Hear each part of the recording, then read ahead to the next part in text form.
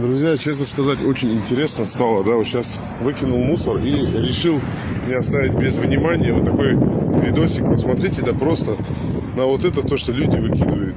Просто посмотрите, да, какие вкусняшки, посмотрите на вот это. Я не поленился, честно, и не постеснялся снять вот так вот мусорку. Я просто удивлен с хозяев этих магазинов, которые продают эту продукцию. Это не первый раз я вижу, наверняка и вы видели, когда выкидываете мусор, либо рядом с мусоркой лежат, либо внутри мусорки. Просто удивляюсь с народа, ну отдайте бисмилля, раздайте, снизьте цену, как-то подешевле, жадность. Нет, я лучше выкину, чем отдать бесплатно, или чем снизить цену, подешевле отдать. Будьте чуть-чуть добрее. Будьте чуть-чуть щедрее. Не делайте вот такое. Кто-то нуждается в этом, кто-то мечтает об этом. Может какой-то ребенок купить сладости, нет денег, не покупают родители. А вы просто вот так выбрасываете.